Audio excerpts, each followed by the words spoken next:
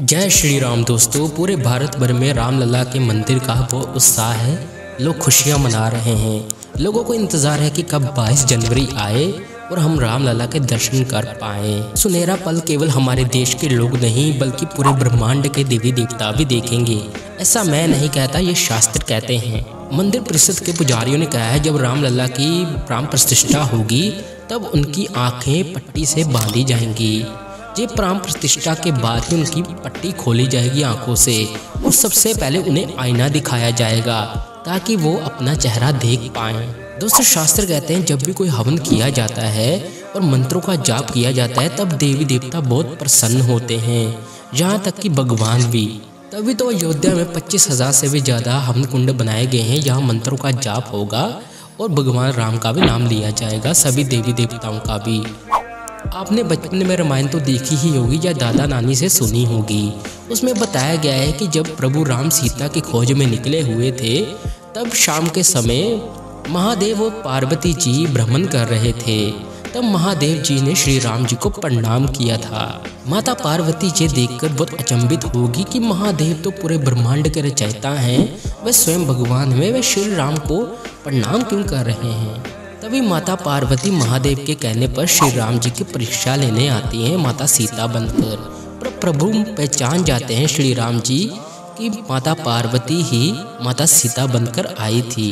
तब पार्वती को यह मालूम होता है कि प्रभु राम की महिमा क्या है और महादेव हमेशा प्रभु राम का ही जाप क्यों करते हैं। कहते हैं जब प्रभु राम का जन्म हुआ था तब सूर्य देव प्रभु के दर्शन करते समय ये भूल ही गए कि मुझे शाम को ढलना भी है। उन्हें 1 महीना पूरा लग गया था और चंद्र देवता भी नाराज हो चुके थे कि मेरी बारी कब आएगी ताकि मैं भी प्रभु के दर्शन रात्रि में कर सकूं और अपनी चांदनी भी खेल सकूं। तब श्री राम जी ने ये कहा था कि चंद्र देवता ने मेरा बहुत इंतजार किया है, इसलिए मेरे नाम के आगे श्री रामचंद्र लिखा जाए। इतिहास इसी नाम से मुझे पुकारेगा।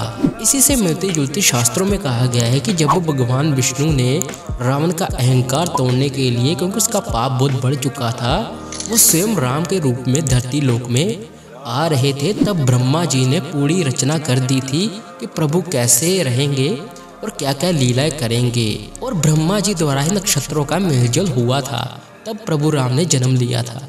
दोस्तों, जब प्रभु राम सीता की खोज में निकले हुए थे तब वो माता रानी यानी माता वैष्णो भी उनकी तपस्या कर रही थी। उन्होंने कहा था कि मैं आपको आपके पति के रूप में पाना चाहती हूँ। तभी श्री राम ने हाँ कर दिया था। वह जब वापस आ रहे थे तब हनुमान जी के साथ श्री राम जी कुछ ऋषि मुनियों का वेश बदल कर चले गए थे, पर माता रानी ने नहीं पहचान पाई। उसी वक्त श्री राम ने ये कह दिया कि मैं तुम्हें अपने पति के रूप में जरूर स्वीकार करूँगा, पर आपको मेरा इंतजार करना पड़ेगा। आपको त्रिपुटा पर्वत पर रहना होगा, वहाँ भक्तों की सुननी होगी, उनके दुखों का निवारण आपको करना होगा। जब मेरा कलगी अवतार होगा तब मैं आपसे विवाह करूँगा और इस कलयुग का अंत करके हम पुनः सतयुग की स्थापना करेंगे।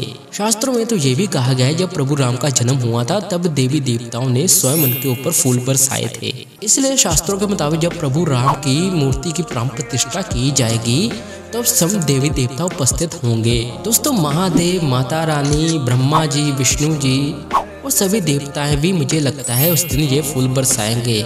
उस दिन की सुबह कुछ अजीब ही होगी। उस दिन का जो ब्रह्म मुहूर्त होगा वो बहुत ही मनमोहक होगा।